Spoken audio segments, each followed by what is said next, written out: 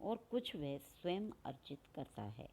मानव प्रत्येक पीढ़ी से सीखने की प्रक्रिया और हस्तांतरण द्वारा ज्ञान की वृद्धि होती गई है। ज्ञान की ही यह परंपरात्मक श्रृंखला शिक्षा है। शिक्षा का उद्देश्य मनुष्य में पहले से उपस्थित पूर्णता की अभिव्यक्ति है। शिक्षा मनुष्य को सांसारिक जीवन व्यतीत करने के योग्य बनाती है।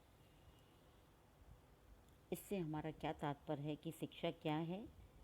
मानव प्रत्येक पीढ़ी से क्या करता है? कुछ ना कुछ ग्रहण करता है, सीखता है। तो शिक्षा सीखने की एक क्या है? प्रक्रिया है। हम कोई चीज़ सीख रहे हैं तो शिक्षा के माध्यम से सीखते हैं। और ये जो परंपरागत या ये जो सीखने की प्रक्रिया है, उस सीखने के बाद क्या होता है? हम उसका क्या करते हैं? ज्ञान के द्वारा हस्तांतरण करते हैं। जैसे हम उदाहरण के द्वारा देखें, एक परिवार के अंदर जब एक बच्चा आता है तो धीरे धीरे उसके सीखने की सामाजिकरण की प्रक्रिया चलती है। जो ज्ञान परिवार के अंदर जिन सदस्यों के बीच वो बच्चा रहता है, चाहे वो दादा है, दादी है, चाचा चाची, ताऊ ताई, बुआ फूफा, मामा मामी, और सबसे पहले जो आते हैं माता पिता, उनके साथ रहकर जो ज्ञान प्राप्त करता है वो प्राथमिक शिक्षा है, प्रारंभिक शिक्षा है। उसके बाद जैसा बड़ा होता है फिर वो स्कूल में जाता है, वो स्कूली शिक्षा है। फिर उस शिक्षा के बाद उसकी शादी होती है तो उस शिक्षा का क्या है? व्यवहारिक जीवन में उपयोग करना। और जब उसका परिवार बसता है, उसके बच्चे होते हैं, तो उससे जो भी अनुभव प्राप्त होता है, जो भी ज्ञान उसको मिलता है, जो भी शिक्षा उसने समाज से प्राप्त की है या अपने आजू बाजू के लोगों से, प्रकृति से, पर्यावरण से, जहाँ से भी उसने जो सीखा है, उस शिक्षा को अपने तक सीमित नहीं रखता, वो हस्तांतरण करता है किसको? अपने परिवार को, अपने बच्चों को। और ये जो प्रक्रिया है वो एक के बाद दूसरी पीढ़ी, दूसरी के बाद तीसरी पीढ़ी हस्तांतरित होती रहती है। एक तो ये बात। दूसरी, इसी प्रकार से हम देखते हैं कि जो माता पिता पुरानी पीढ़ी के द्वारा जो भी ज्ञान प्राप्त करते हैं और जो आने वाली पीढ़ी है वो पीढ़ी उसको जो भी ज्ञान देती है, इसलिए हर पीढ़ी से मानव क्या करता है? सीखता है। आज से अगर हम 50-100 वर्ष पीछे जाएं तो ये कंप्यूटर नाम की चीज़ या कंप्यूटर की जो मशीनरी है, इसको कोई नहीं जानता था। लेकिन उस पुरानी पीढ़ी ने नई पीढ़ी से ये चीज़ें सीखी। मोबाइल है, मतलब जो भी आधुनिकीकरण टेक्निक्स हैं उनको हमने उपयोग में लाना सीखा। आज बच्चा जो नई पीढ़ी है, पैदा होते ही मोबाइल, टीवी, नेट, इन सब चीज़ों को समझता है और उसका प्रयोग तुरंत सीख जाता है।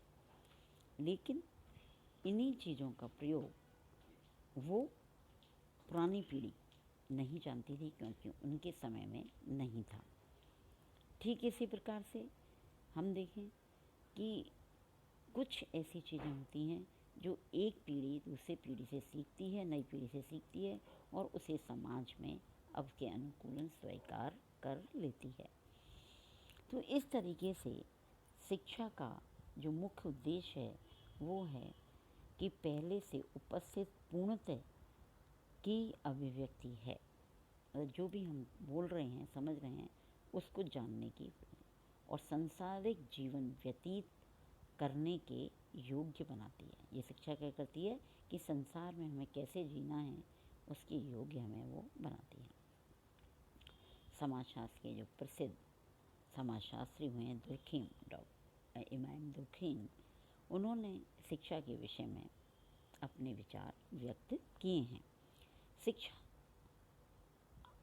अधिक आयु के लोगों द्वारा ऐसे लोगों के प्रति की जाने वाली क्रिया है जो अभी सामाजिक जीवन में प्रवेश करने को योग्य नहीं है।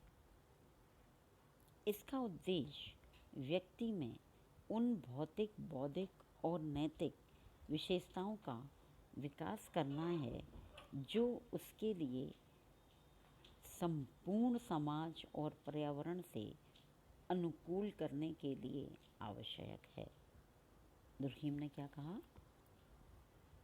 कि शिक्षा अधिक आयु के लोगों द्वारा ऐसे लोगों के प्रति की जाने वाली क्रिया है जो अभी सामाजिक जीवन में प्रवेश करने के योग्य नहीं है। जैसा कि मैंने अभी बताया उदाहरण देके कि पुरानी पीढ़ी आने वाली पीढ़ी को अपने अनुभवों के माध्यम से ज्ञान हस्तांतरित करती है, यानी कि शिक्षा देती है कि हमें सुबह जल्दी उठना चाहिए, हमें सुबह उठ के क्या करना चाहिए, फिर उसके बाद कैसे रहना चाहिए, समाज में लोगों से कैसे बोलना चाहिए, बड़ों का क्या आदर करना चाहिए। ये सारी नैतिक वैल्यूज़ वो हमें पुरानी पीढ़ी से प्राप्त होते हैं। लेकिन नई पीढ़ी में क्या हो रहा है, कैसे चल रहा है, समाज से हमें कैसे समायोजन करना है, ये नई पीढ़ी से पुरानी पीढ़ी क्या करती है, सीखती है, अनुकूलन करती है और उसके साथ समाज के साथ चलने का प्रयास करती है। नेक्स्ट, फिलिप्स ने कहा है, शिक्षा वह संस्था है जिसका केंद्रीय तत्व ज्ञान का संग्रह है।